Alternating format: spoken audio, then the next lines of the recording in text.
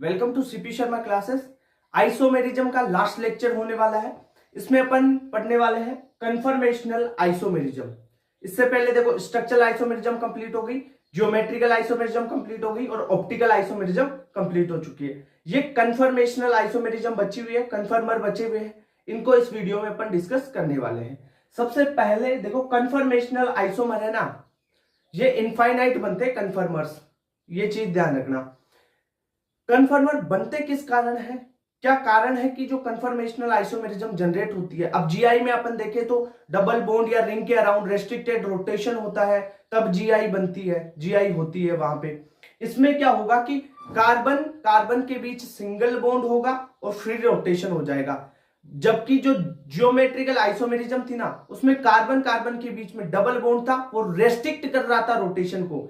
यहां पे तो रोटेशन होना चाहिए, कन्फर्मर्स में रोटेशन होना चाहिए, सिंगल बॉन्ड होना चाहिए ताकि वो रोटेट करे, और रोटेट करेगा किसी भी डिग्री पर तो वो कन्फर्मर बनाएगा। यानी इसके इनफाइनाइट कन्फर्मर्स बन सकते हैं। पहली बात, जियोमेट्रिकल आइसोमेरिज्म में अपन ने देखा था कि 2 की पावर n बना लेते थे, अनसिमेट्रिकल है तो, ठीक है, तो यानी फिक्स नंबर ऑफ वहां पे आइसोमर बनते थे। यहां पे कन्फर्मर्स कितने भी बनाओ, इनफाइनाइट कन्फर्मर्स बनते हैं। यहाँ पे जो आपकी एनसीईआरटी में चीजें दे रखी है वो चीजों पे अपन जो सिलेबस में है उन पे कवर करेंगे। यानी कन्फर्मर्स पढ़ाने को तो बहुत सारे हैं, पर अपन जो जो आपकी एनसीईआरटी और सिलेबस है उसको लेकर ही चलने वाले हैं यहाँ पे, ठीक है। तो सबसे पहले बात करते हैं कन्फर्मेशनल आइसोमेरिज्म होती किस कारण है। अपन बात करें तो arises due to free rotation in carbon around, लिख लो आप, around carbon single bond carbon, ठीक है।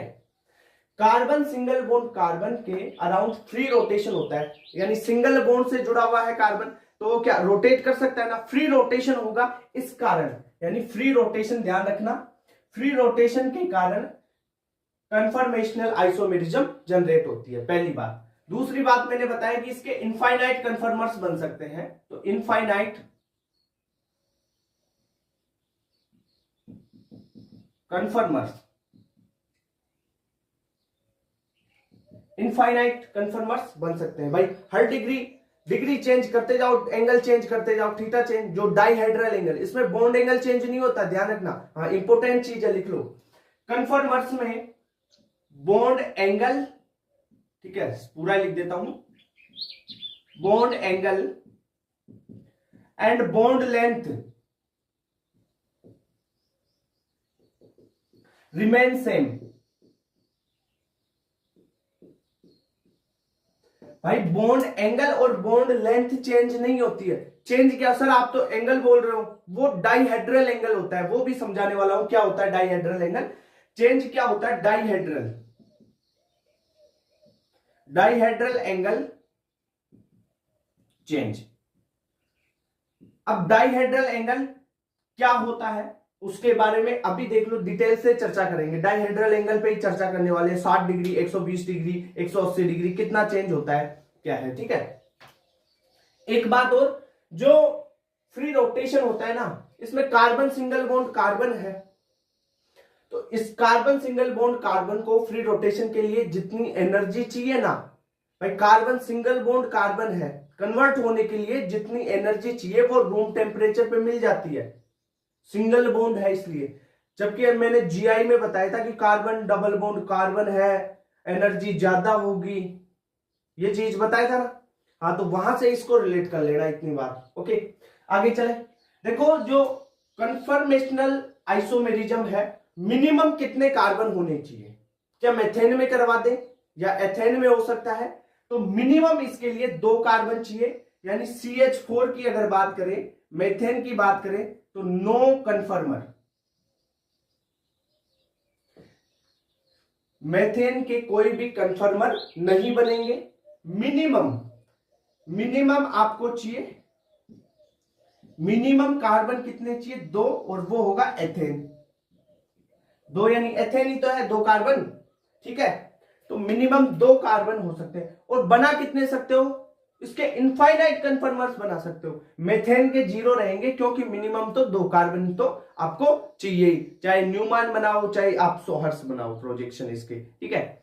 अब सबसे पहले अपन एथेन से ही शुरू करते हैं कि एथेन, प्रोपेन, ब्यूटेन तक दे रखे हैं आपके वहां पर एनसीईआरटी में। ब्यूटेन वाला इंपॉर्टेंट है तो उनका भी बना लेंगे। सबसे पहले अपन बात करें एथेन की, मेथेन की।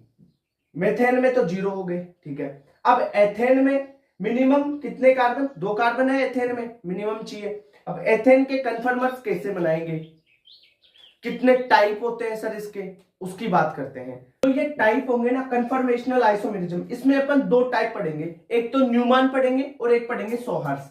तो एक न्यूमान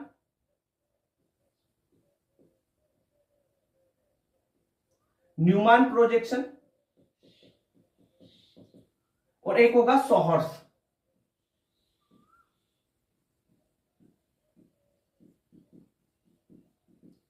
अब जो न्यूमान है ना, इसमें भी अपन इक्लिप्स पढ़ेंगे, स्टैगर्ड पढ़ेंगे, वो सारे बनाते रहेंगे। देखो न्यूमान का बेसिक फंडा कैसे रहेगा, आपको एक कार्बन को पॉइंट से दर्शाना है, एक कार्बन को इस पॉइंट से दर्शा दिया, दूसरा कार्बन इसके सर्कल कर दिया, ये 2 कार्बन हो गए, ठीक है, ठीक है ना ये बात। और जो सोहार्स प्रोजेक्शन है ये तो सामने से देखते हैं अपन न्यूमान में, तो सामने से अगर देखो एक कार्बन ये है, दूसरा कार्बन ये है, सामने से देखोगे तो आपको ये पॉइंट दिखेगा एक कार्बन, पीछे वाला नहीं दिखेगा। पीछे वाले को दिखाने के लिए अपन ने क्या कर दिया, एक तो ये पॉइंट सामने वाला कार्बन, पीछे वाला सर्कल बना दिया, ठीक है। तो ऐसे बना सकते हैं। ये तो हो गया न्यूमान प्रोजेक्शन। आप कैसे बनाएंगे सारी चीजें, इसमें जो हाइड्रोजन लगे हुए हैं इससे लगा दोगे, वो सारी चीजें बता रहा हूं। एक बार बेसिक फंडा बता रहा हूं। सोहार्स प्रोजेक्शन में इसको साइड से देखोगे, मान लो ये है, इसको आप सामने से देखो ऐसे दिख रहा है, अगर इसे साइड से देखोगे कैसे दिख रहा है, एक ये दोनों कार्बन दिख रहे हैं ना, तो इसमें साइड से देखोगे तो इसका प्रोजेक्शन कुछ इस प्रकार बनाओगे। यहां पे हाइड्रोजन लगे हुए हैं, लगा दोगे, यहां पे हाइड्रोजन लगे हुए हैं, तो जो भी ग्रुप लगे हुए हैं, इसमें भी जो ग्रुप लगे हुए हैं कार्बन पे वो लगा दो आप, ऐसे हो जाएगा ना। अब रुको, इसको समझाते हैं अच्छी तरीके से। न्यूमान प्रोजेक्शन की बात कर लेते हैं, सोहर्स उसका बनाते जाएंगे। सबसे पहले एथेन के लिए बात करते हैं, यानी मेथेन के तो 0 हो गए, अब एथेन की बात करते हैं। एथेन यानी CH3, ठीक है, 2 कार्बन है, एक कार्बन को मैंने ऐसे बना दिया, ठीक है, ये कार्बन हो गया, दूसरा कार्बन इस पे सर्कल करके बना दिया। अब देखो पहले कार्बन पे 3 हाइड्रोजन लगे हुए ना, तो इस पॉइंट पे 3 हाइड्रोजन लगाओ, एक हाइड्रोजन मैंने ऐसे लगा दिया, ये हाइड्रोजन, 3 हाइड्रोजन लगा दिए पहले कार्बन पे, ठीक है। दूसरे वाले कार्बन पे क्या लगाओगे, हाइड्रोजन है उस पे 3 लगाओ, उसके हाइड्रोजन भी लगाओ, जैसे इसको डॉटेड लाइन से दर्शा दिया मैंने, एक हाइड्रोजन ये, ठीक है, दूसरा इस पे हाइड्रोजन है तो दूसरा हाइड्रोजन मैंने यहां पे लगा दिया, ठीक है, और तीसरा हाइड्रोजन यहां पे लगा दिया। ये 3 हाइड्रोजन तो पीछे वाले कार्बन के हो गए, रेड कलर में बनाए, और ये आगे वाले कार्बन के 3 हाइड्रोजन, ठीक है सर, इतना बना दिया आपने। सर इस चीज को मैं कुछ अलग तरीके से भी बना सकता हूं क्या? क्या इन एंगल्स को, जो इसके बीच में जो ये एंगल है, अभी इस हाइड्रोजन में एंगल कितने का है, 0 डिग्री का, इसे ही बोलते हैं डाइहेड्रल एंगल। समझ में आई बात? यानी आप देखो एक कार्बन और ये दूसरा कार्बन, इन दोनों के जो ग्रुप्स है ना, एक हाइड्रोजन ये है और इसका हाइड्रोजन ये है, इनके बीच में जो एंगल बन रहा है ना, ये एंगल, इसे ही बोलते हैं डाइहेड्रल एंगल। ये कौन सा एंगल है? डाइहेड्रल एंगल, ठीक है। जो मैंने यहां पे बोला है कि डाइहेड्रल एंगल इसमें चेंज होता है, ये एंगल चेंज होता है।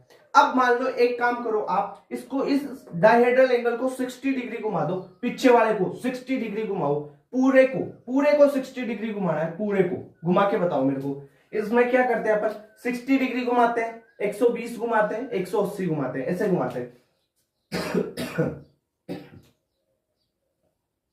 60 डिग्री घुमाओ, ठीक है। रेड वाले को 60 डिग्री, पीछे वाले कार्बन को घुमा देते हैं अपन। तो देखो वही पॉइंट और ये पीछे वाला कार्बन, पॉइंट तो पहला कार्बन, पीछे वाला कार्बन, ये सर्कल, ठीक है। इतनी बात होगी। ये दिख नहीं रहा क्या? ये ले भाई। अब देख, सामने वाले कार्बन तो वैसे की जो है उस पे हाइड्रोजन वैसे की वैसे रह गई, कोई दिक्कत नहीं है सर, वैसे की वैसे रख लिए।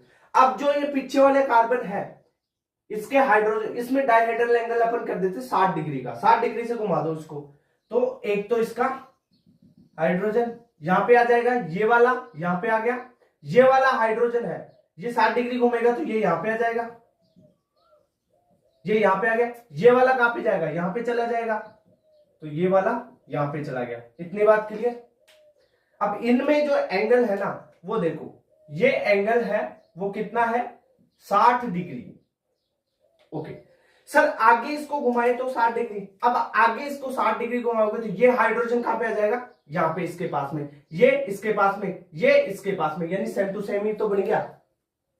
बाद में तो सेम ही बन जाएगा। अगर आगे घुमाते हो उसे 60 डिग्री, तो जैसा ये है ना, अभी ये हाइड्रोजन यहां पे आएगा, ये देखो यहां पे आ गया, ये वाला यहां पे चला गया, और ये वाला हाइड्रोजन यहां पे चला गया, तो ये इसके सेम ही तो हो गया।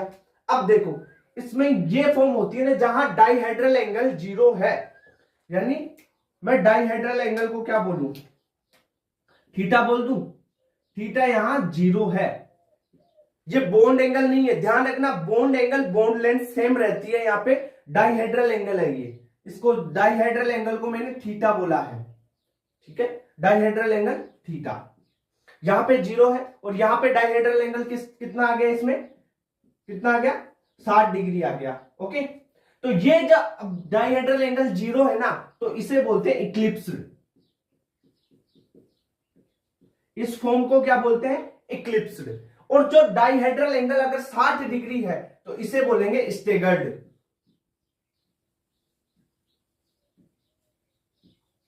ये ले भाई, ये तेरा न्यूमैन प्रोजेक्शन वाला बन गया। न्यूमैन प्रोजेक्शन के कितने टाइप पढ़ लिए, एक तो अपन ने इक्लिप्स्ड पढ़ा और दूसरा स्टेगर्ड पढ़ा। यहां पे इथेन में, ठीक है, किसमें, इथेन में। ब्यूटेन में तो भाई ये बहुत आगे जाएंगे, बहुत लंबे बनेंगे, उनको बताऊंगा वो चीज भी।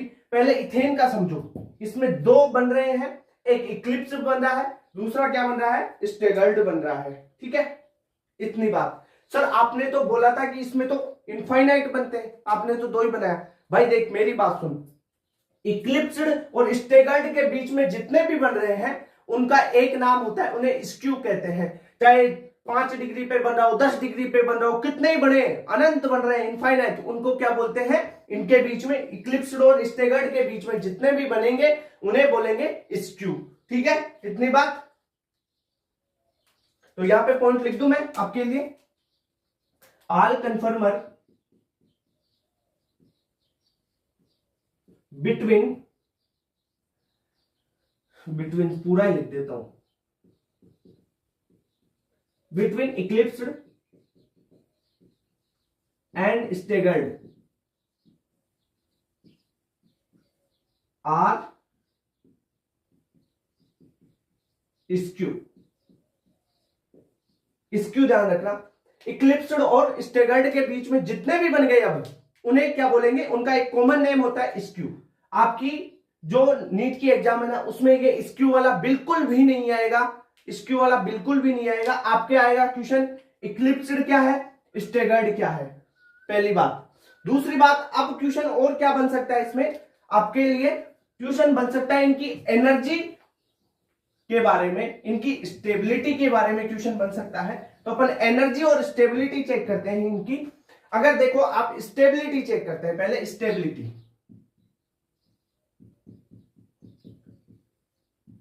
कि सर इक्लिप्स की ज्यादा होगी या स्टेगर्ड की स्टेबिलिटी ज्यादा होगी। स्टेबिलिटी ज्यादा होगी स्टेगर्ड की। देखो इनमें क्या होता है, जो ग्रुप होते हैं ना वो क्या करते हैं, ये ग्रुप्स और ये जो लोन पेयर्स होते हैं ना, वो एक दूसरे को रिपल्शन करते हैं। यहां पे देखो ये दोनों पास पास है तो रिपल्शन ज्यादा करेंगे। यहां पे वो 60 डिग्री का एंगल है, तो रिपल्शन इनमें कम होगा। ठीक है, स्टेबिलिटी की बात करें तो स्टेबिलिटी स्टेगर्ड की ज्यादा किससे? इक्लिप्स्ड से। इतनी बात क्लियर? स्टेगर्ड की स्टेबिलिटी इक्लिप्स्ड से ज्यादा। अब बात कर लेते हैं एनर्जी की। एनर्जी किसकी ज्यादा होगी? इक्लिप्स्ड की।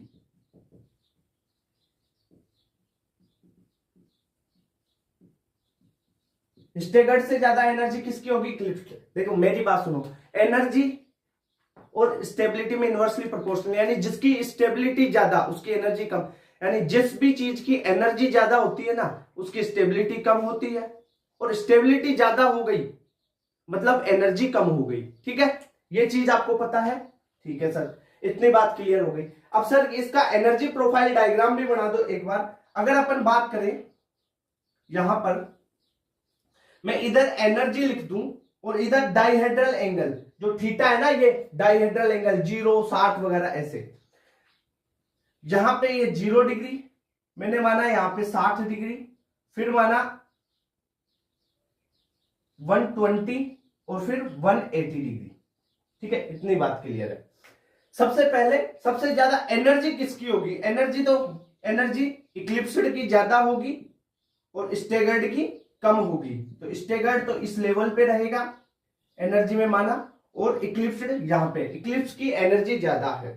ठीक है, अब आप बताओ 0 डिग्री पे कौन सा बन रहा है आपके पास? 0 डिग्री पे क्या बन रहा है? इक्लिप्स्ड बन रहा है ना। तो 0 डिग्री पे क्या बन रहा है? इक्लिप्स्ड बन रहा है। ठीक है, ओके। अब देखो आगे 60 डिग्री डायहेड्रल एंगल किया तो क्या बना? स्टेगर्ड। आगे 60 डिग्री एंगल किया तो क्या बना? स्टेगर्ड। 60 डिग्री पे क्या बना? स्टेगर्ड। एस का मतलब स्टेगर्ड, ई का मतलब इक्लिप्स्ड। और यहां पे एनर्जी है ये।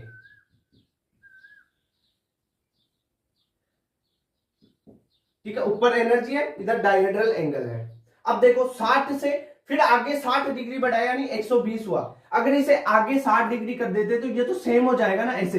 ये आगे जाके यहां पे आ जाएगा, मतलब ये हो गया सेम, इसके जैसा ही हो गया ना। तो 0 डिग्री ये इक्लिप्स्ड बन जाएगा। आगे जाके ये 60 डिग्री घुमाए तो यानी 120 पे तो ये वापिस इक्लिप्स्ड बन जाएगा। ठीक है, फिर इससे आप 60 डिग्री घुमाओगे, फिर स्टेगर्ड में कन्वर्ट होगा, यानी 120 पे तो ये हो गया क्या? 120 यहां पे है ना, तो यहां पे कर दो इसको। 120 पे तो हो गया इक्लिप्स्ड। फिर आगे 180 पे क्या हो जाएगा? ये स्टेगर्ड हो जाएगा। तो इस प्रकार इनका जो है एनर्जी प्रोफाइल डायग्राम आप बना सकते हो। कैसे? 0 डिग्री पे क्या है? इक्लिप्स्ड। 60 डिग्री पे फिर स्टेगर्ड, फिर 60 बढ़ाओगे तो वो इक्लिप्स्ड, फिर इक्लिप्स में 60 स्टेगर्ड, स्टेगर्ड में फिर 60 क्या? इक्लिप्स्ड। ठीक है, समझ गए चीज? अरे चीज समझ में आई क्या जो बोल रहा हूं वो? ओके, आगे बढ़े। ये हो गया एथेन का।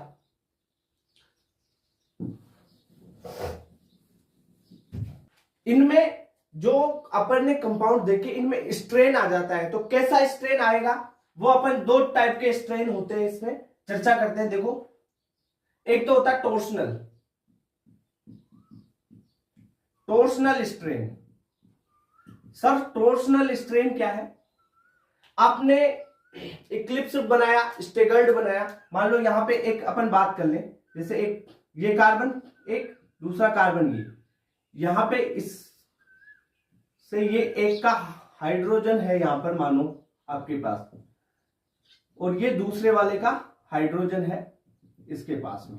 ठीक है, अगर मेरी बात सुनो, यहां पे इस बॉन्ड पेयर के, इस बॉन्ड के और इस बॉन्ड के जो इलेक्ट्रॉन्स है ना, इन दोनों बॉन्ड्स के, ये एक बॉन्ड, ये दूसरा बॉन्ड, ये दोनों बॉन्ड्स के इलेक्ट्रॉन्स एक दूसरे को रिपेल करेंगे। क्या करेंगे? रिपेल करेंगे। कौन? बॉन्ड के इलेक्ट्रॉन्स। ठीक है, बॉन्ड के इलेक्ट्रॉन्स इनको क्या करेंगे? रिपेल करेंगे। तो कौन सी स्ट्रेन जनरेट होगी? तब जो स्ट्रेन जनरेट होगी उसे बोलते हैं टोर्सनल स्ट्रेन। ठीक है, समझ में आया? यानी बॉन्ड के जो इलेक्ट्रॉन्स हैं,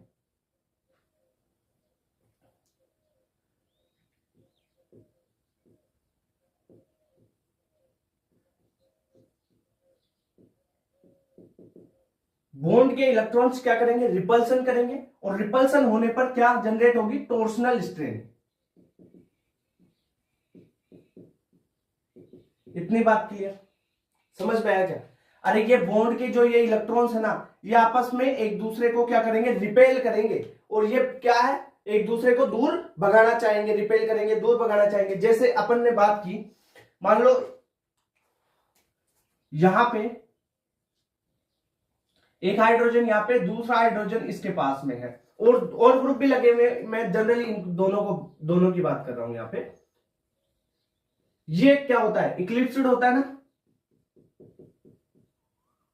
अगर यहां पे है आपके पास एक हाइड्रोजन इसका, दूसरा हाइड्रोजन कहां पे है, 60 डिग्री पे है, ओके, तो ये है स्टेगर्ड।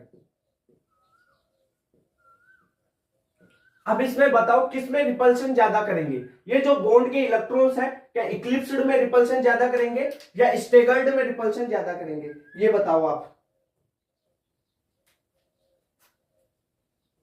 है भाई। इसमें स्ट्रेन बॉन्ड के इलेक्ट्रॉन्स के कारण हारी है। यहां पे क्या हुआ देखो, यहां पे तो एक है और दूसरा भी यहीं पे है, यानी 0 डिग्री का एंगल है इनके बीच में, तो यहां पे रिपल्शन ज्यादा होगा, यानी टॉर्सनल स्ट्रेन यहां पे ज्यादा होगी। ठीक है, तो यहां पे लिख दे torsional strain, more repulsion, more repulsion,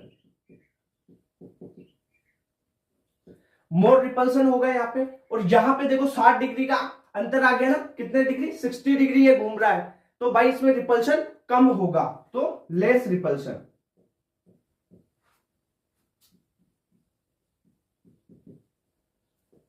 ठीक है, इसमें मोर रिपल्सन और इसमें लेस रिपल्सन। लेस रिपल्सन का मतलब लेस टॉर्सनल स्ट्रेन।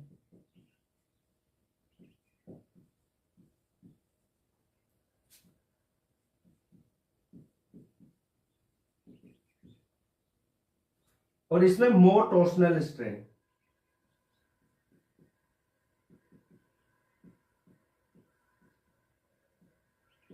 क्या ये चीज समझ में आई? अब देखो टॉर्सनल स्ट्रेन क्या है, the strain generate bye bond electrons. ठीक है, ड्यू टू बॉन्ड इलेक्ट्रॉन्स, जो बॉन्ड इलेक्ट्रॉन्स में रिपल्शन होगा, इस बॉन्ड के जो इलेक्ट्रॉन्स है इसमें रिपल्शन हो रहा है, उसके कारण टॉर्सनल स्ट्रेन जनरेट हो रही है। और यहां पे अपन इक्लिप्स्ड और स्टेगर्ड दोनों की बात कर ली। इक्लिप्स्ड में 0 डिग्री डाइहेड्रल एंगल है और स्टेगर्ड में 60 डिग्री डाइहेड्रल एंगल है, तो क्या होगा,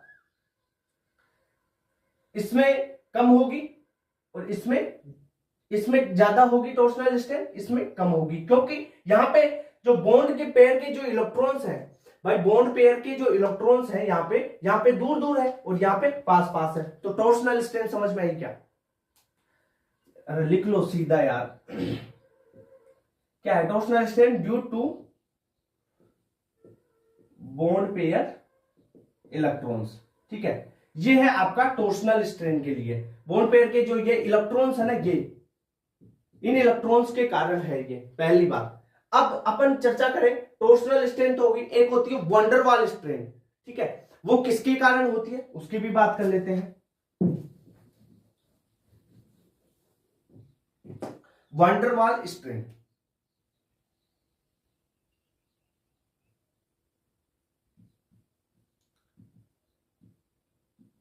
वंडरवाल स्ट्रेन। अब देखो वंडरवाल स्ट्रेन इलेक्ट्रॉन्स के कारण नहीं होगी, वो होगी जो आपने ग्रुप्स लगाए हैं ना, बल्कि ग्रुप्स, कि कौन से बल्कि ग्रुप्स, जैसे आप ये लिख लो यहां पे, due to bulky groups, van der Waals strain generate due to bulky groups. कैसे बल्कि ग्रुप? जैसे एक कार्बन है, दूसरा कार्बन, ये यहां पे आपने CH3 ग्रुप लगा दिया और यहां पर भी CH3 ग्रुप लगा दिया। अब क्या होगा, ड्यू टू रिपल्शन ऑफ बल्कि ग्रुप्स, ऐसे लिख लेना, ड्यू टू रिपल्शन इन बल्कि ग्रुप्स। ओके, तो बल्कि ग्रुप्स में क्या होगा, रिपल्शन ही तो होगा भाई, ये रिपल्सन। अब ये देखो, एक ये CH3 ग्रुप, दूसरा ये CH3 ग्रुप, दोनों ग्रुप पास पास है, एक दूसरे को रिपेल करेंगे तो कौन सी स्ट्रेन जनरेट होगी, वंडरवाल स्ट्रेन। ठीक है, ये चीज समझ में आई। बल्कि ग्रुप लगे हुए हैं, बल्कि ग्रुप लगे हुए हैं, वो ग्रुप लगे हुए हैं एक दूसरे को रिपेल कर रहे हैं, तो कौन सी स्ट्रेन जनरेट हो रही है? वान डेर वाल स्ट्रेन। ठीक है, अब अपन बात करें इक्लिप्स्ड और स्टेगर्ड में। ठीक है, आओ यहां पे एक CH3 ग्रुप लगा हुआ है, यहां पे CH3 कोई बल्कि ग्रुप लगा देते हैं अपन। बल्कि ग्रुप आते ही क्या होगा? स्ट्रेन आएगा। यह है इक्लिप्स्ड वाला, पास पास 0 डिग्री डायहेड्रल एंगल। इक्लिप्स्ड में क्या होगा? देखो ये पास पास है तो इसमें रिपल्सन क्या होगा? ज्यादा होगा, यानी पास पास वाले में तो रिपल ज्यादा करेंगे ना यार बल्कि ग्रुप। ठीक है, तो इसमें मोर रिपल्सन,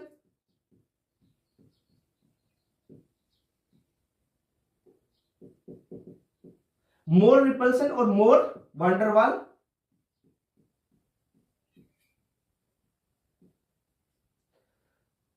स्ट्रेन। ठीक है, मोर रिपल्सन और मोर वान डेर वाल स्ट्रेन, ये चीज सही है। लाइट चली गई थी तो दिखा नहीं? दिखा। मोर रिपल्सन होगा, क्यों? क्योंकि ये बल्कि ग्रुप पास में थे इसमें, और इसमें दोनों बल्कि ग्रुप दूर दूर हैं, तो इसमें रिपल्सन कम होगा क्योंकि 60 डिग्री पे है स्टेगर्ड में, तो यहां पे लेस रिपल्सन इन बल्कि ग्रुप।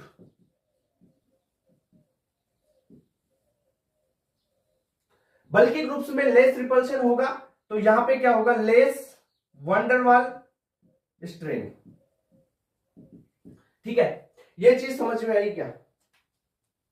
अब एक चीज अभी आपके समझ में आए या ना आए, एक पॉइंट लिख लो आप यहां पे, उसको लास्ट में आपको समझ में आ जाएगी कि क्योंकि मैंने अभी दो कार्बन के कन्फर्मर पढ़ा है, प्रोपेन और ब्यूटेन बचा हुआ है, इसलिए मैं एथेन के तो समझ में आ जाएंगे आपको। प्रोपेन और ब्यूटेन वाले एक पॉइंट लिखना है, वो लिख लेना आप। क्या है पॉइंट?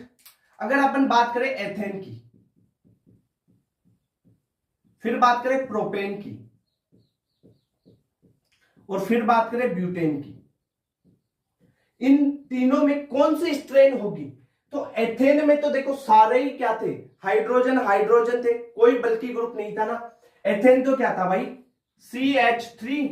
CH3 यानी हाइड्रोजन हाइड्रोजन थे सारे, वहां पे CH3 ग्रुप, कोई बल्कि ग्रुप वहां पे लगा हुआ नहीं था साइड में। तो इसमें कौन सी स्ट्रेन होगी? Torsional, torsional strain. ठीक है, प्रोपेन में एक CH3 ग्रुप, ठीक है, और दूसरा हाइड्रोजन रहेगा, एक ही तो है इसमें CH3 ग्रुप। अगर इन दो कार्बन को अपन एक को पॉइंट माने और दूसरे को गोला माने, तो एक CH3 ग्रुप, एक CH3 ग्रुप और दूसरा हाइड्रोजन, तो दो बल्कि ग्रुप होने चाहिए वान डेर वाल स्ट्रेन के लिए, एक नहीं दो। ठीक है, तो इसमें कौन सी स्ट्रेन होगी? Torsional, torsional strain. ठीक है, अब बात करें ब्यूटेन। ब्यूटेन में आपके जो कन्फर्मर है वो दे रखा है CH3 CH2 CH2 CH3 का। यहां पे CH3 एक ग्रुप, ये एक ग्रुप, ये दोनों ग्रुप आ जाएंगे ना CH3 ग्रुप, तब इसमें वान डेर वाल स्ट्रेन भी लगेगी और टॉर्सनल भी लगेगी यहां पे। ठीक है, तो टॉर्सनल स्ट्रेन किसके कारण? यार बॉन्ड पेयर के जो इलेक्ट्रॉन्स है, बॉन्ड के इलेक्ट्रॉन्स तो सब में लगा रहे हैं ना, बॉन्ड पेयर के जो इलेक्ट्रॉन्स है, ये बॉन्ड पेयर इलेक्ट्रॉन्स ये तो सब में ही कर रहे हैं ना स्ट्रेन। ठीक है, और साथ में इसमें क्या आ गया? बल्कि ग्रुप आ गए, बल्कि ग्रुप के कारण वान डेर वाल स्ट्रेन ये भी हो जाएगी। तो ये चीज आपको समझ में आई क्या? ये नहीं आई होगी ब्यूटेन वगैरह, इसके कन्फर्मर अभी बता रहा हूं, रुक जाओ, नहीं समझ में आई रुक जाओ। ठीक है, लिख लो पर इसे नोट कर लो यहां पे, क्योंकि पॉइंट के साथ में रहेगा ये। एथेन में टॉर्सनल स्ट्रेन, प्रोपेन में टॉर्सनल स्ट्रेन, और ब्यूटेन में टॉर्सनल प्लस वान डेर वाल दोनों स्ट्रेन रहेगी। ये बात समझ में? चलो इसको स्क्रीनशॉट लो, एक बार आगे बढ़ते हैं फिर। अब देखो न्यूमैन प्रोजेक्शन देखना सीख लिया, अब सौहार्स वाला भी बता देता हूं। जैसे आपको न्यूमैन बताया मैंने इक्लिप्स का, ऐसे एक कार्बन, दूसरा ये कार्बन, यहां पे हाइड्रोजन, यहां पे हाइड्रोजन, यहां पे हाइड्रोजन, इसमें एक हाइड्रोजन यहां पे, एक हाइड्रोजन दूसरे वाले का यहां पे, ठीक है, तीसरे वाले का हाइड्रोजन एक यहां पे। ठीक है, ये था आपका इक्लिप्स्ड। ठीक है, दूसरा मैं दोबारा बना के बता देता हूं। हाइड्रोजन, यहां पे इसका हाइड्रोजन एक 60 डिग्री डायहेड्रल एंगल कर दिया अपन ने, तो ठीक है, ये 60 डिग्री पे क्या बनता है, स्टेगर्ड। ये कौन सा था, न्यूमान।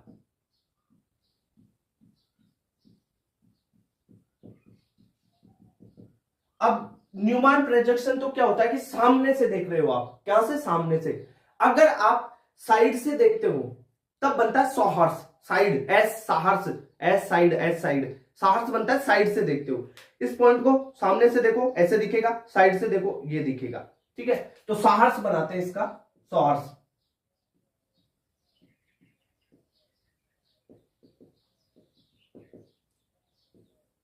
अब देखो इसका सॉहर्स बनाना है, कैसे बनाओगे, एक कार्बन ये और दूसरा कार्बन ये, ठीक है, हाइड्रोजन एक यहां पे, एक यहां पे, एक यहां पे, डायहेड्रल एंगल 0 रखना है। इसके सिद्ध में ही सीधा, दोनों में कोई एंगल चेंज है क्या, नहीं है ना, तो ये बन गया इसका सॉहर्स इक्लिप्स्ड वाले का, ठीक है।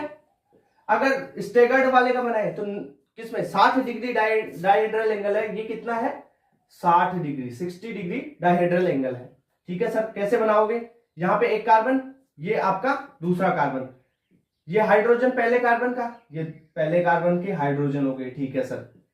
दूसरे कार्बन का इस हाइड्रोजन से 60 डिग्री पे बढ़ा दो, देखो एक 60 डिग्री पे ये हाइड्रोजन गया, दूसरा 60 पे ये हाइड्रोजन गया, तो तीसरा इनके 60 पे ये हाइड्रोजन गया, यानी 60 डिग्री चेंज हो गया इसमें, ओके।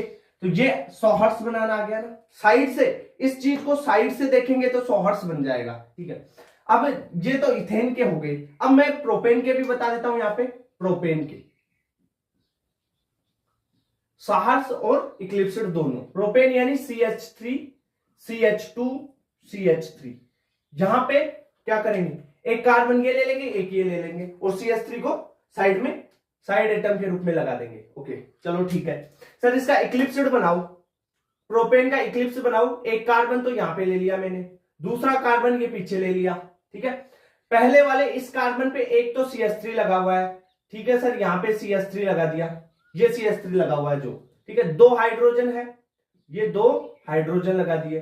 अब तीसरा कार्बन है ना, उस पे क्या है, उस पे तो तीनों ही हाइड्रोजन लगे हुए हैं, एक हाइड्रोजन यहां पे, ठीक है, एक यहां पे लगा दो हाइड्रोजन, और एक हाइड्रोजन यहां पे लगा दो, ठीक है, इतनी बात क्लियर, ओके।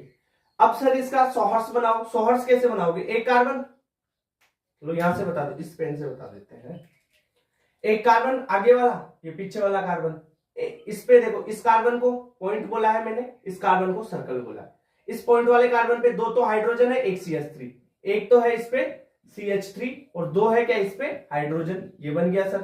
पीछे वाले कार्बन पे क्या है, तीनों ही हाइड्रोजन है, तो तीनों हाइड्रोजन लगा दो, ये बन गया इसका, ओके इतना समझ में।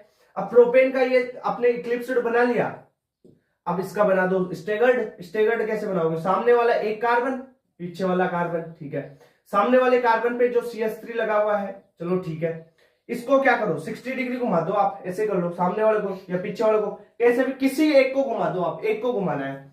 अपन ने पीछे वाला हाइड्रोजन सेम रख लिया, ओके, यहां पे पीछे वाले पे एक हाइड्रोजन और है, इस वाले पे भी एक हाइड्रोजन और है, ओके। अब क्या करो, सामने वाले का CH3 घुमा दो 60 डिग्री से, यहां पे इसका एक हाइड्रोजन घूम जाएगा और ये एक हाइड्रोजन और घूम जाएगा, ठीक है।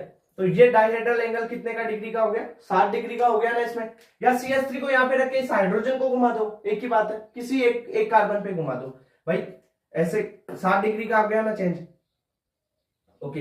अब फिर अगर इसे 60 डिग्री का ऐसे करते हैं तो ये इसके सेम हो जाएगा पहले वाले के, तो ये इक्लिप्स्ड का, ये तो इक्लिप्स्ड और ये बन गया आपका स्टेगर्ड। वही न्यूमान हो गया, इसका सॉहर्स प्रोजेक्शन बनाना चाहे तो क्या होगा, देखो पॉइंट वाला कार्बन पहला कार्बन, इस पे एक तो CH3 में 60 डिग्री पे, दूसरा हाइड्रोजन और तीसरा हाइड्रोजन, ये हो गया, ओके। और इस पे तो सेम रह गया, ये हाइड्रोजन और ये हाइड्रोजन, ओके। तो इस प्रकार ये देखो प्रोपेन के बन गए। अब सबसे इंपॉर्टेंट है, एग्जाम में आ सकता है ब्यूटेन के कन्फर्मर्स, ओके, तो उनको आपको डिटेल में पढ़ना है, इनका स्क्रीनशॉट ले लो एक बार। देखो एथेन के हो गए, प्रोपेन के हो गए, अब अपन ब्यूटेन के बारे में देखते हैं। ब्यूटेन के जो कन्फर्मर्स हैं उनको ड्रॉ करके देख लेते हैं। तो ब्यूटेन ब्यूटेन क्या होगा, CH3 CH2 CH2 CH3, ये है ब्यूटेन। इसके कन्फर्मर बनाने हैं। एक तो देखो कन्फर्मर कैसे बना सकते हैं, या तो इथाइल CH2 CH3 ले ले, यानी C2H5 इथाइल, या आप CH3 CH2 CH2 CH3 के रूप में बना सकते हैं। ये दो कार्बन हो गए बीच वाले, और इनको आप साइड एटम मान के बना लो, ठीक है। अब देखो आपकी जो एनसीईआरटी में दे रखा है वो सेकंड वाला है, यानी इथाइल को एक एटम मान के, जैसे प्रोपेन में एक मिथाइल बना था वैसे बनाए थे सारे, वैसे इथाइल बना के सारे बना दो, वैसे नहीं बनाना इसके। आपकी बना सकते हो आप, पर एनसीईआरटी में दे रखा है कौन सा, ये, तो आपको पूछेगा ओनली इसके कन्फर्मर्स, इस टाइप के, ठीक है। तो इस टाइप के कन्फर्मर्स कैसे बनाएंगे वो देखते हैं अपन। शुरू से कन्फर्मर बना लेते हैं। देखो न्यूमैन और सावर्स में वो सारी चीजें क्लियर कर चुका हूं। अब देखो इसके कन्फर्मर बनाएंगे। न्यूमैन प्रोजेक्शन देखते हैं। एक तो कार्बन ये डॉट वाला इसको बना दे, रिंग इसको बना देता हूं, ठीक है, रिंग एक, ठीक है। डॉट वाले पे एक CH3 है, एक CH3 है, और बचे हुए कितने हैं, दो इस पे हाइड्रोजन है, ठीक है, दो हाइड्रोजन लगा दिया। अब जो ये रिंग वाला है इस पे एक CH3, इस पे एक CH3, इसको बड़ा कर लेते हैं। इस पे एक CH3 है, ठीक है, CH3 लगा दिया।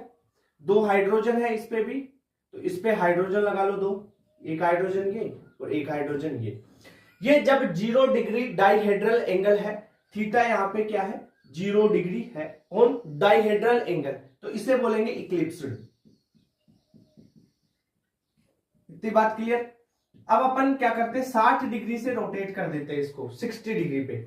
इस डॉट वाले को कर लो रोटेट, किसी एक को कर सकते हो आप। ये डॉट वाला कार्बन बना दिया, ये पीछे सर्कल वाला कार्बन बना दिया मैंने।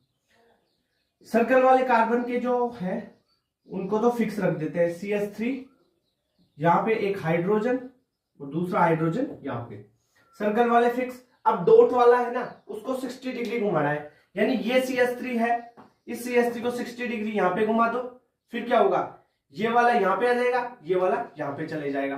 तो क्या हुआ, एक CH3 यहां पे आ गया आपका, हाइड्रोजन यहां पे आ गया, और एक हाइड्रोजन ऐसे हो गया, यानी टोटली इसको उठाया और ऐसे 60 डिग्री घुमा दिया, इसको 60 डिग्री घुमा दिया। तो ये कंडीशन आपके पास आ गई। अब इस कंडीशन को क्या बोलते हैं, स्टेगर्ड बोलते हैं ना, ये कंडीशन स्टेगर्ड है, इसे बोलते हैं स्टेगर्ड। पर देखो ब्यूटेन में ये स्पेशल कंडीशन बन जाती है। क्या स्पेशल कंडीशन बनती है, ये एक CH3 यहां पर है, दूसरा CH3 यहां पर है, ओके, ये स्टेगर्ड कंडीशन है। और इस स्पेशल कंडीशन को ब्यूटेन के कन्फर्मर बनाते टाइम इसको नाम देते हैं गॉच, इसे नाम देते हैं गॉच, ठीक है, ये है इसका gauche form. Okay okay okay, dihedral angle कितना है, 60 डिग्री है यहां पे। नेक्स्ट अब क्या करते हैं, इसको फर्दर 60 डिग्री और घुमाओ, इसको 60 डिग्री घुमा दो आप फर्दर।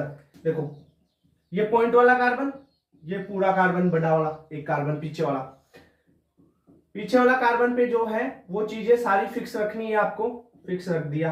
एक कार्बन की घुमा दो, चाहे पीछे वाले को घुमा दो, चाहे आगे वाले से घुमा दो, आप कैसे भी कर सकते हो। इस CH3 को अब क्या करना है, इसको 60 डिग्री वापस घुमाना है। देखो कैसे है ये, एक चीज देखो समझो, ये ऐसे है, ये ऐसे है ना। अब इसको 60 डिग्री घुमाना है, तो पूरा देखो 60 डिग्री कैसे घूमेगा, वाह यार, ये आ जाएगा ना। अब देखो इस हाइड्रोजन के पास ये CH3 वाला ये आ गया, ये हाइड्रोजन यहां पे आ गया, ये वाला यहां पे आ गया, समझ रहे हो कैसे, मतलब अभी ये कंडीशन है इनकी, दोनों इनकी ये कंडीशन है। ये CH3 यहां पे है, ये हाइड्रोजन यहां पे, 60 डिग्री घुमाओ, ये लो, ये 60 डिग्री घूम गया ये, तो ये CH3 यहां पे आ गया, ये हाइड्रोजन यहां पे आ गया, और ये हाइड्रोजन यहां पे आ गया, ठीक है। ये चीज समझ में आई कैसे घुमाया, ओके। अब घुमा के क्या कर दिया अपन ने, इस हाइड्रोजन को तो यहां पे ले गए अपन, मान लो इस हाइड्रोजन को यहां पे ले गए, इस वाले को, इस CH3 को यहां पे ले आए, तो ये आ गया आपके पास CH3, ठीक है। और यहां पे आ गया आपका हाइड्रोजन, ये वाला डॉट कार्बन से जुड़े हुए हैं ये, ठीक है।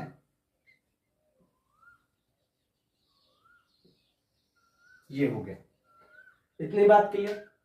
अब देखो इसमें क्या हुआ, अपन ने बोला इक्लिप्स्ड, इसको बोला कि CH3 है यहाँ पे ग्रुप दोनों, यहाँ पे हाइड्रोजन हाइड्रोजन है, यहाँ पे हाइड्रोजन हाइड्रोजन है, यानी ये फुल इक्लिप्स्ड है, फुल्ली इक्लिप्स्ड बोलेंगे इसे।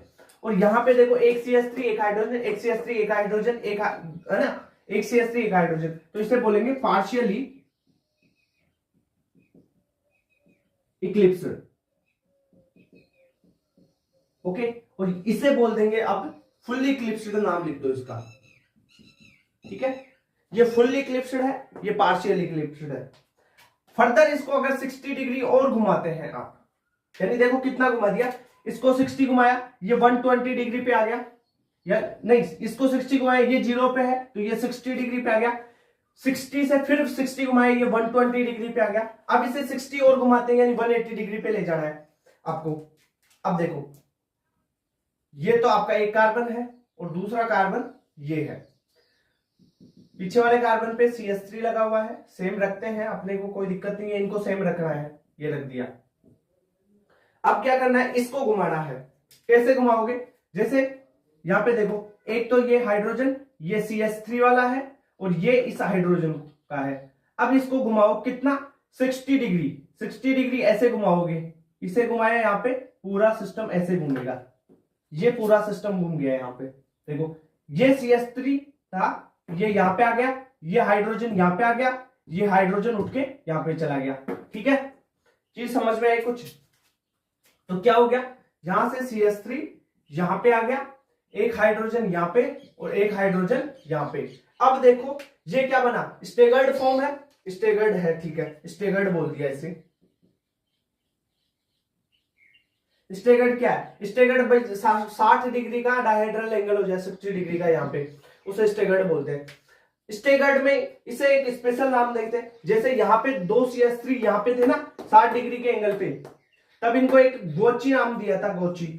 अब यहाँ पे देखो एक CH3 यहाँ पे है और एक CH3 यहाँ पे है, तो इसको एक स्पेशल नाम देते हैं, उसको बोलते हैं एंटी, इसका नाम हो गया एंटी, ओके। इतनी बात क्लियर हुई क्या, ये कन्फर्मर ऐसे बनाएंगे। अब फिर फर्दर 60 डिग्री से घुमा दोगे ना, तो इनमें से कोई एक बन जाएगा, ओके। 60 डिग्री घुमा के देखो, इस CH3 को यहाँ पे ला दोगे आप, ठीक है, इस हाइड्रोजन को यहाँ पे, इस हाइड्रोजन को यहाँ पे, तो कौन सा, ये वाला ही बन जाएगा, पार्शियल इक्लिप्स्ड बन जाएगा। फर्दर इसे 60 डिग्री घुमाओगे तो ये चीज बनी आपके पास, इसे बोलेंगे फुल्ली इक्लिप्स्ड, इसे बोलेंगे गॉच, इसे बोलेंगे पार्शियल इक्लिप्स्ड है, ठीक है। और ये हो गया एंटी फॉर्म। अब इसमें स्टेबिलिटी पूछी जाती है, एनर्जी पूछी जाती है, उनके बारे में चर्चा करते हैं। तो आप देखो यहाँ पे स्टेबिलिटी की बात कर लेते हैं। स्टेबिलिटी की बात करते हैं, तो सबसे ज्यादा स्टेबल कौन, देखो वैसे आप एक चीज देखो, स्टेगर्ड और इक्लिप्स्ड में सबसे ज्यादा स्टेबल कौन था, स्टेबल और इक्लिप्स में स्टेबल ज्यादा स्टेबल था, वो स्टेगर्ड ज्यादा स्टेबल था और इक्लिप्स्ड कम स्टेबल था। पहले बता चुका ये चीज तो, कि स्टेगर्ड ज्यादा स्टेबल और इक्लिप्स्ड कम स्टेबल, ठीक है। तो इनमें से जो स्टेगर्ड है ना वो तो ज्यादा होंगे स्टेबल, और ये जो इक्लिप्स्ड है ये कम होंगे। अब स्टेबल में भी यहाँ पे दो है, स्टेगर्ड में भी दो है, एक गोच है और एक आंटी है, गोच है और एक है एंटी, एक गोच एक एंटी। अब देखो स्टेबिलिटी कैसे चेक कर लो आप, बल्कि ग्रुप देख लो, बल्कि ग्रुप इसमें क्या है 180 डिग्री पे है और इसमें 60 डिग्री पर है, तो देखो जुगाड़, स्टेबिलिटी एंटी की ज्यादा हो जाएगी, सही है ना, क्योंकि यहाँ पे देख लो 180, यहाँ पे 60 डिग्री, तो स्टेबिलिटी अपन देखें तो एंटी की ज्यादा, ठीक है सर, एंटी की स्टेबिलिटी ज्यादा।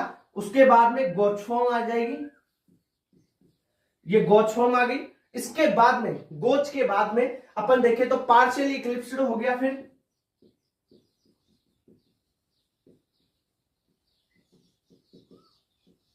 पार्शियल इक्लिप्स्ड को बोल दिया, क्यों, क्योंकि देखो यहाँ पे एक CH3 और एक हाइड्रोजन, कम रिपल्शन है, यहाँ पे तो दोनों CH3 दोनों बल्कि ग्रुप 0 डिग्री के डायहेड्रल एंगल पे, यहाँ पे रिपल्शन ज्यादा होगा, यहाँ पे रिपल्शन एक CH3 एक हाइड्रोजन, रिपल्शन कम हो जाएगा। ठीक है, तो पार्शियली इक्लिप्स्ड, फिर सबसे कम स्टेबिलिटी होगी फुल्ली इक्लिप्स्ड की। ठीक है, ये चीज समझ में आई। अब इसकी एनर्जी का ऑर्डर देखें, अपन एनर्जी का ऑर्डर देखें तो एनर्जी का ऑर्डर बता देता हूं, जस्ट इसका उल्टा कर दो आप, एनर्जी का ऑर्डर इसका उल्टा कर दो। यहां पे लिख देता हूं एनर्जी ऑर्डर, एनर्जी का ऑर्डर सबसे ज्यादा एनर्जी फुल्ली इक्लिप्स्ड यानी fully eclipsed Fe, fully eclipsed की, फिर उससे कम हो जाएगी partial eclipsed Pe, partial eclipsed की, फिर हो जाएगी गॉच की, और फिर हो जाएगी एनटी की। सबसे कम एनर्जी होगी एनटी में, यानी आप जानते हो कि जिसकी एनर्जी कम उसकी स्टेबिलिटी ज्यादा।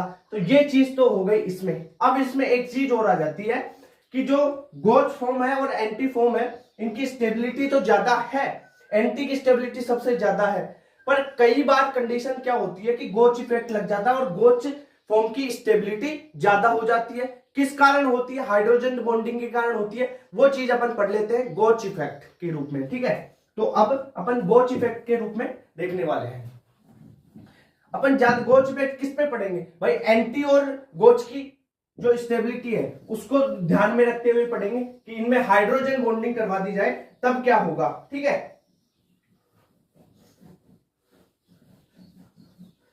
क्वेश्चन बहुत बार आ चुका है कि गोच इफेक्ट पे। ठीक है,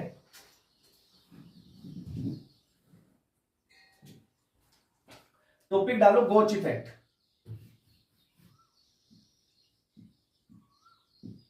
गोच इफेक्ट, गोच इफेक्ट क्या करता है? जनरली आप देखते हो जो स्टेबिलिटी जनरली होती है ना, वो एंटी की ज्यादा होती है गोच से। पर गोच इफेक्ट में अगर हाइड्रोजन बॉन्डिंग हो जाए, हाइड्रोजन बॉन्डिंग हो जाए कंपाउंड में, हाइड्रोजन बॉन्डिंग अगर कंपाउंड में हो जाती है तो गोच की स्टेबिलिटी ज्यादा हो जाती है। ठीक है, गोच की स्टेबिलिटी किससे ज्यादा हो जाती है? एंटी फॉर्म से ज्यादा हो जाती है। ये किसका ऑर्डर है? स्टेबिलिटी का। ओके, इतनी बात क्लियर। अगर सर हाइड्रोजन बॉन्डिंग कैसे? जैसे आपके पास हाई इलेक्ट्रोनेगेटिव वाले कंपाउंड जैसे FON है हाइड्रोजन के साथ, ये आ जाए तो आपका पास हाइड्रोजन बॉन्डिंग होती है। कैसे? ये समझाता हूं, देखें। जैसे आपके पास एक कंपाउंड ये है, यहां पे आपके पास फ्लोरीन है, ठीक है, ये हाइड्रोजन, ये हाइड्रोजन। दूसरे पे आपके पास यहां पे लगा हुआ है OH ग्रुप, यहां पे H, यहां पे H। अब देखो इस फॉर्म में, ये फॉर्म तो क्या है? गोच फॉर्म है ना। इसमें क्या हो रहा है? यहां पे F और H के बीच में हाइड्रोजन बॉन्डिंग हो जाएगी, F और H के बीच में हाइड्रोजन बॉन्डिंग हो जाएगी। यहां पे क्या हो रहा है? हाइड्रोजन बॉन्ड, हाइड्रोजन बॉन्डिंग हो गई। इस कारण गोच फॉर्म की स्टेबिलिटी इंक्रीज हो जाती है। किससे? एंटी फॉर्म से। ये बात समझ में आई क्या?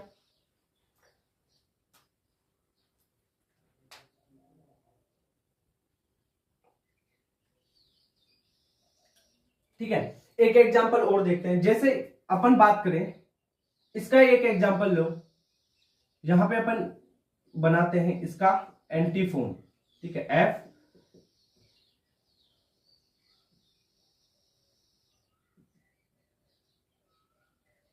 H, H, यहां से OH आ गया, यहां पे H, यहां पे H।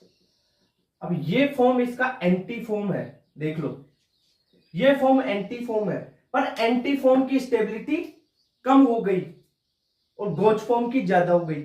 इस वैसे तो जनरली बात करें, अगर हाइड्रोजन बॉन्डिंग नहीं होती, यहां पर हाइड्रोजन बॉन्डिंग नहीं होती, तब तो इसकी स्टेबिलिटी ज्यादा थी ना, पर यहां पर हाइड्रोजन बॉन्डिंग होने से इसकी स्टेबिलिटी ज्यादा हो गई। अब जो सिंपल सी चीज है, हाइड्रोजन बॉन्डिंग, FON वाले कंपाउंड आ जाए ना, फ्लोरीन, ऑक्सीजन, नाइट्रोजन, ये वाले ही करते हैं। तो देख लेना इनमें गॉच फॉर्म की स्टेबिलिटी ज्यादा हो जाती है। जैसे एक एग्जांपल लेते हैं अपन,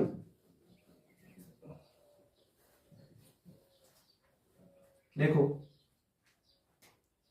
और बाकी का सेम रहेगा, पार्शियल इक्लिप्सिस, फिर इक्लिप्स फुल्ली, वो वाली चीज तो सेम रहेगी।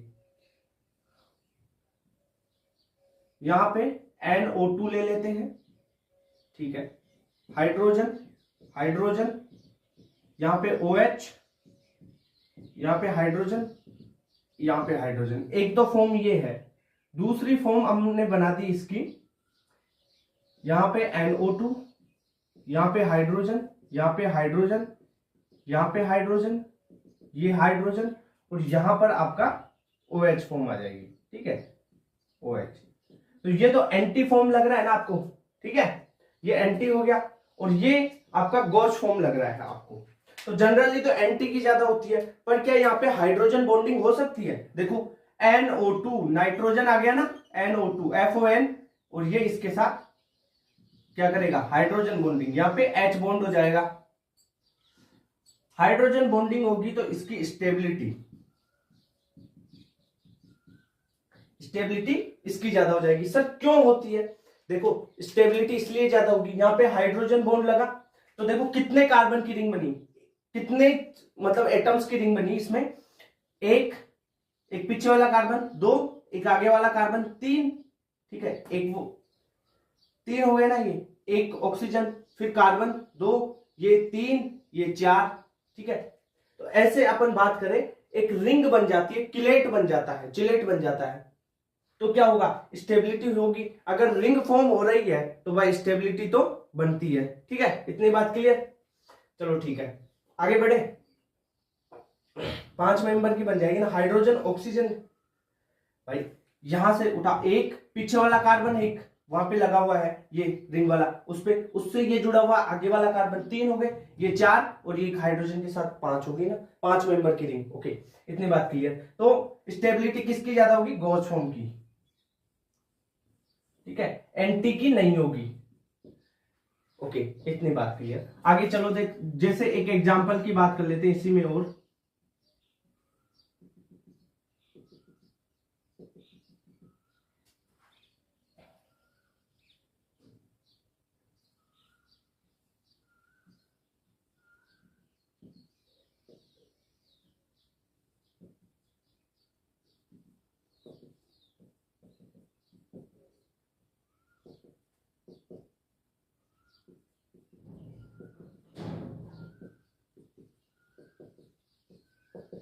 ये फॉर्म है, यहां पे देखो OH OH आसपास है 60 डिग्री के एंगल पे, ये गोच फॉर्म हो गई, ठीक है। यहां पे OH यहां पे है और एक OH यहां पे है, तो ये क्या हो गया, एंटी फॉर्म हो गई ना, इसे बोलेंगे आप एंटी फॉर्म। इतनी बात क्लियर, एंटी फॉर्म हो गई। अब इसमें बताना आपको कि कौन ज्यादा स्टेबल होगा। वैसे एंटी ज्यादा स्टेबल होता है, ठीक है, अगर हाइड्रोजन बॉन्डिंग हो जाए तो गोच इफेक्ट लग जाएगा और स्टेबिलिटी गोच की ज्यादा हो जाएगी। अब यहाँ पे देखो, क्या यहाँ पे कोई हाइड्रोजन बॉन्डिंग है, क्योंकि OH OH यहाँ पे है। देखो यहाँ पे देखो, OH यहाँ पे है, OH एक यहाँ पे है, ठीक है। तो इनमें क्या होगी, hydrogen bonding, H bonding. Hydrogen bonding होते ही इनकी इसकी स्टेबिलिटी ज्यादा होगी, यानी गोच की स्टेबिलिटी एंटी से ज्यादा हो जाएगी। आपको एक क्वेश्चन ये भी आ सकता है कि सर इस OH को अगर यहां पे रख दें, यानी 0 डिग्री पे, इक्लिप्स्ड पे, तो सर क्या उसकी स्टेबिलिटी ज्यादा होगी क्या? नहीं भाई, क्योंकि इस ऑक्सीजन के पास भी लोन पेयर होगा, इस ऑक्सीजन के पास भी लोन पेयर होगा, दोनों के पास लोन पेयर है, 0 डिग्री पे रख रहा है तू, तो सोच वो कितना भयंकर रिपल्सन करेंगे, यानी स्टेबिलिटी नहीं होगी। ये एक ऐसी कंडीशन बन जाती है 60 डिग्री पर, जहां पर इसकी स्टेबिलिटी अगर हाइड्रोजन बॉन्डिंग हो तो मैक्सिमम हो सकती है, ठीक है। अरे भाई देख मेरी बात सुन, एक तू यहां पे जैसे फ्लोरीन लगाया और यहां पर OH लगा दिया, इसके पास भी लोन पेयर है और इसके पास भी लोन पेयर है, दोनों के पास में क्या है, लोन पेयर है ना। तो इसमें क्या होगा, इनके पास जो लोन पेयर्स है इनके, वो क्या करेंगे, रिपल्सन नहीं करेंगे क्या, अगर पास पास में होंगे, 0 डिग्री पे लगाएगा तो यहां पे तो स्टेबिलिटी होगी ही नहीं, तो इसलिए 60 डिग्री पर स्टेबिलिटी होती है इनकी, ठीक है, ये तो गोच इफेक्ट हो गया। अब एक चीज और बची है, साइक्लोहेक्सेन के, जो अगर अपन को जनरली पूछा नहीं जाता है नीट में कि साइक्लोहेक्सेन के जो भी कन्फर्मर्स है, चेन फॉर्म, बोट फॉर्म, ये नहीं पूछी जाती। फिर भी मैं एक बार बता देता हूं आपको कि जो इनके स्टेबिलिटी का ऑर्डर क्या है और इसके जो कन्फर्मर्स है वो कैसे बनते हैं। ओके,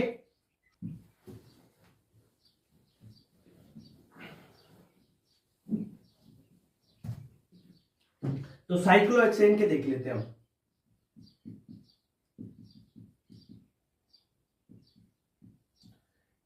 साइक्लोहेक्सेन ये हो गया आपके पास, इसके कन्फर्मर्स बनाने हैं। इसके कन्फर्मर्स में एक तो बनेगी बोट फॉर्म और एक बनती है चेयर फॉर्म। अब उनमें ट्विस्ट बोट कर देते हैं, ट्विस्ट हाफ चेयर कर देते हैं, half boat form, half chair form बना लेते हैं। जैसे अगर इसकी अपन बोट फॉर्म बनाना चाहे हेक्सेन की, तो ऐसे बनेगी क्या,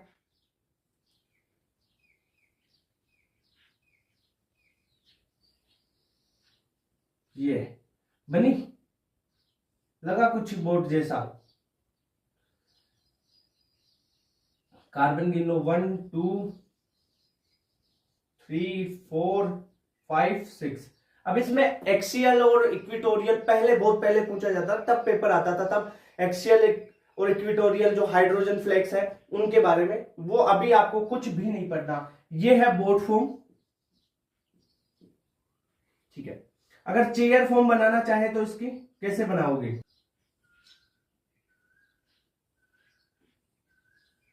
क्या ये चेयर जैसा लग रहा है, तो चेयर फॉर्म होगी इसकी, ठीक है, चेयर फॉर्म। बोट को ट्विस्ट कर दो आप, तो ट्विस्ट बोट कुछ ऐसा बन जाएगा आपके पास,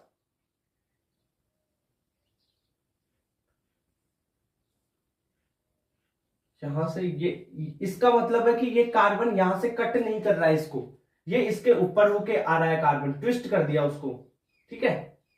यहां तो ये जुड़ रहा है, ये कार्बन ऐसे आ रहा है, सीधा है ये बॉन्ड सीधा आ रहा है, इस पे टच नहीं हो रहा है, यहाँ पे कोई कार्बन नहीं है। कार्बन है 1 2 3 4 5 6, ठीक है। एक बनाना है अपने को हाफ चेयर फॉर्म। जैसे हाफ चेयर कैसे बनाना है, यहां से खींच देते हैं सीधे, ये ले, ये हाफ चेयर बन गया, हाफ चेयर फॉर्म, ठीक है।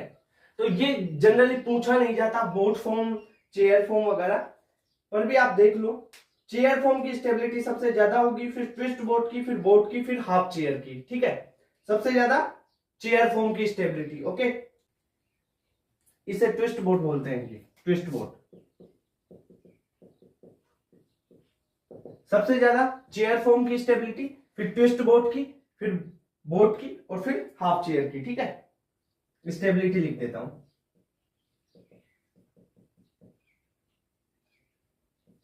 स्टेबिलिटी सबसे ज्यादा किसकी होगी, चेयर फॉर्म की। फिर उसके बाद में ट्विस्ट बोट, फिर ट्विस्ट बोट से ज्यादा किसकी हो जाएगी, बोट फॉर्म की, और सबसे कम किसकी रह जाएगी, हाफ चेयर की, ठीक है। Half chair form, half chair, ठीक है। इतनी बात क्लियर,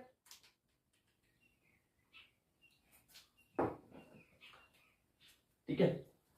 जो अपन ने ये देखा है ना, इसमें क्वेश्चन आपका बन सकता है या तो बोट फॉर्म और चेयर फॉर्म, बस ये हाफ चेयर और ट्विस्ट बोट ही जनरल नॉलेज के लिए बता रहा हूं, वरना इन पे क्वेश्चन ज्यादा नहीं आता। स्टेबिलिटी आपको पूछे, चेयर की ज्यादा होगी, बोट की कम होगी, कैसे याद रखोगे, याद रखने का तरीका बताऊं, चेयर जमीन पे लगा के बैठते यानी स्टेबल है, बोट तो पानी में हिलती डुलती रहती है, स्टेबिलिटी कम, ऐसे याद रख लेना, ठीक है। ये चीज होगी। अब मैंने एक चीज आपको पढ़ाई है कि जो ब्यूटेन के कन्फर्मर्स है ना, उनकी एनर्जी सीक्वेंस आपको बता दी, क्या स्टेबिलिटी बता दी और एनर्जी भी बता दी, तो उनका ग्राफ बना सकते हो क्या आप, एनर्जी प्रोफाइल डायग्राम। देखो स्टेबिलिटी का ऑर्डर बताता हूं, जो ब्यूटेन के कन्फर्मर है,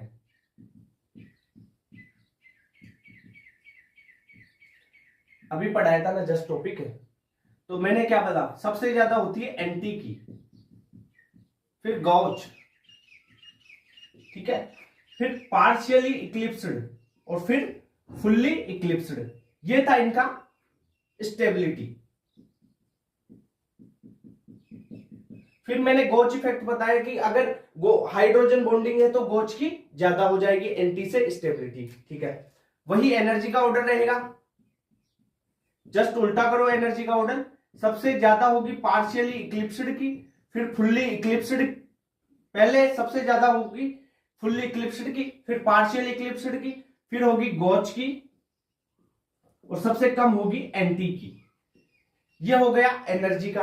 अब एनर्जी प्रोफाइल डायग्राम आप बना लो, कैसे बनाओगे? ये ले, ये लाइन खींची, ये यहां पे आगे। अब देखो एनर्जी बना देते हैं। सबसे ज्यादा किसकी है? फुल्ली इक्लिप्स्ड है ना, तो एफ ई फुल्ली इक्लिप्स्ड की। फिर अपन ले लेते हैं पार्शियल इक्लिप्स्ड, फिर एनर्जी आती है गोच की, और फिर सबसे कम होती है एंटी की। ये चीज क्लियर। इधर तो एनर्जी है, इस पे क्या है? एनर्जी। और इधर अपन डाइहेड्रल एंगल ले लेते हैं थीटा, जिसे बोलते हैं डाइहेड्रल एंगल।